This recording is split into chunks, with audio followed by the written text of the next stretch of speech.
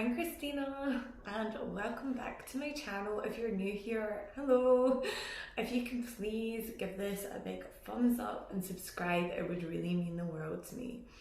For more saucy stories, which I will be doing, you can find them on my saucy site, which is linked in the description.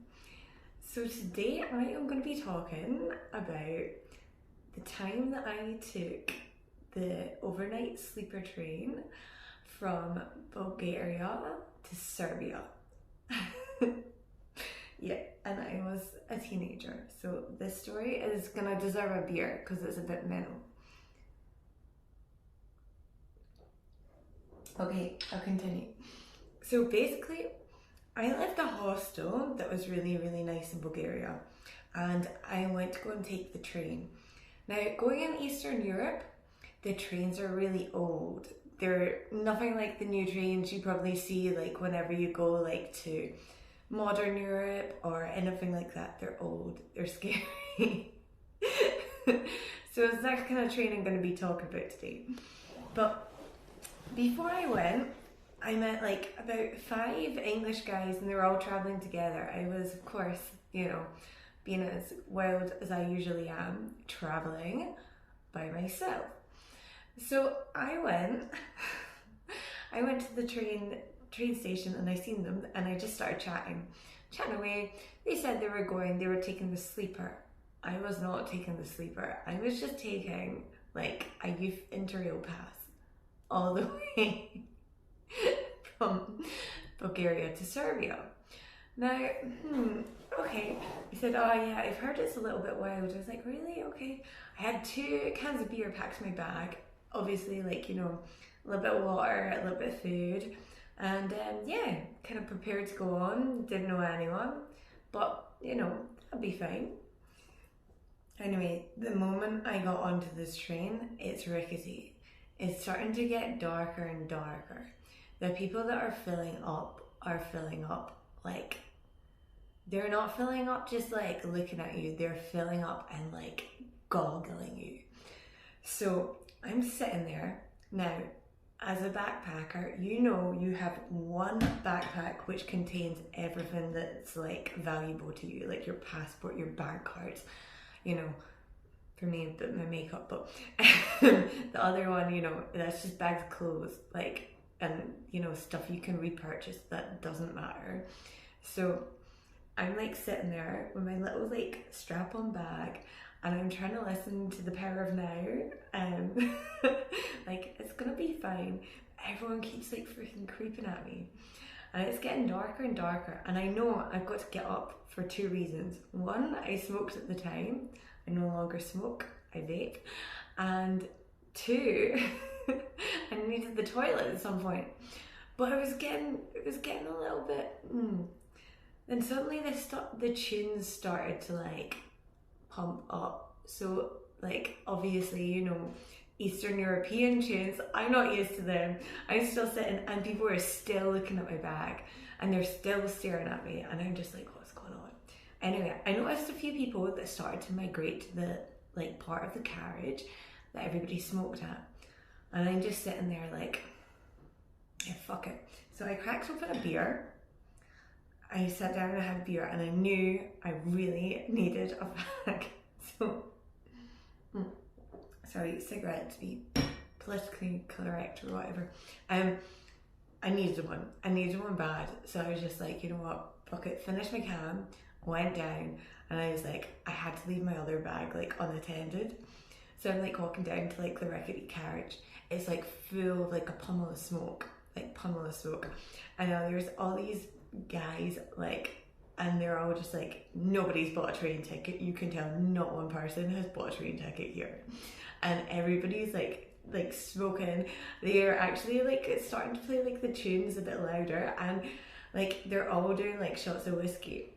Like, I had to communicate in like, I don't know, just like hand language. Nobody spoke English. Like, you could say like perhaps know a tiny wee bit of German, but like I don't think that even helped. Like I think mainly like from the Balkan sort of language, it's like Russian, which I'm not very skilled in. So yeah, anyway, the guy goes like, should you accept whiskey from a stranger? Yes and no. Anyway, I was kind of in the position like, fuck it, I have one more beer in my bag, and I was still kind of freaking out, and like, this is like me being on the train for like 2.5 hours without a cigarette. So I was like, you know what, I'm gonna accept it, thank you. So I had a little bit of a whiskey with him, and then I went back to my seat. And this is where it gets even like, so I'm back in my seat, right? And the train carriage stops like completely. Now, anybody that knows that like this knows that when you go over border control, they come in and they take your passports. So police are coming in, and I'm not used to guns because obviously I am from Scotland and police don't usually carry the guns, but they're all walking in and they're like armed police, and then they just like go like passport now, like train ticket like now, and then they take everything off you and you're just like, am I gonna get that back? Am I gonna get that back? So anyway, you're kind of like shitting it. Anyway, people start to go a little bit wilder now that the police have came in, which is like even more unusual. So they're going a bit wilder. There's this guy that's like, now got like his freaking, I don't know, like stereo on, and he's got like, or like Bluetooth, I don't even know. He's got like a 3-litre can of beer, and he is walking up the train like, oh, like I don't know what the hell he is singing. Anyway, the police try and kick him out. He obviously like hides in the toilet. I don't know what the hell he did, but anyway, he managed to stay on the train. So like, anyway, the police come around, right? And then like, as the police are coming around, this guy just turns to me and goes like this. Lights up a cigarette, not in the little side of the carriage, but this is a guy that's like already had a load of whiskey, and it just like was like who cares? And like, they're coming back with our passports pretty soon, so I'm just like, oh my god, like, you know, you're gonna get in trouble. Anyway, so like the police come back, right, after like, I don't know, could be in an hour, and yeah, I think they kicked a couple of people off the train. You know, obviously, like, they're not train ticket police, but like they are like police, so they caught a few people obviously from the passports.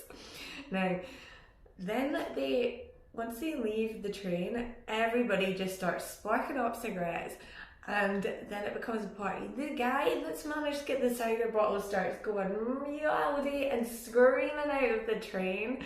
Like, the train ticket guy is coming in and like cannot police anything, and I'm just like, right, okay, I'm on my second can now, so I'm just like, you know what, fuck it. People are no longer looking at my bags because I'm just going, and I'm like, you know what, I'll just talk with them, I'll just say hi. Like, I might not be able to speak the language, but like, we all ended up having a drink. I was madness. It was crazy. People, like, it was such an old train, like, you can't imagine, like, no Wi-Fi, like, no nothing, like, just literally crazy, but like crazy fun. Like, you had your like little stops, but yeah, it was pretty mental. I'd say like, I think it was maybe, I don't know, I'm thinking like a 9-10 hour train journey. So I did go to sleep at some point, but let me tell you, by the end of that train journey, it was because I passed out and I knew nobody was going to touch my stuff. And it was actually a hell of a lot of fun. So, and saying that, you either could I could have sat there scared, absolutely shitting my pants for 10 hours, but instead I decided to join the crew. So I think you definitely should join the crew and become a little nomad gypsy for a day, because it was like the best fun. Crazy, but the best fun. And they actually looked after my bags for me. Like, they were just like ace people. And yeah, we couldn't speak a word of English, but it was still really mad. Now, I did do the return journey really recently. So this is for the part 2. Was it just as mad, or was it worse? Let's find out. Um, as always, you can find my saucy stories whenever I go live, which is going to be every Sunday at Los Angeles time, on my spicy site. So if you want to find out some even more crazy stories, you can find out there. And if you can please give this a thumbs up and subscribe, it would really mean the world to me. I can't believe how many followers on YouTube I have already, and like I am so appreciative. Yeah, but that's all for now. So I'll see you guys in part 2. Bye.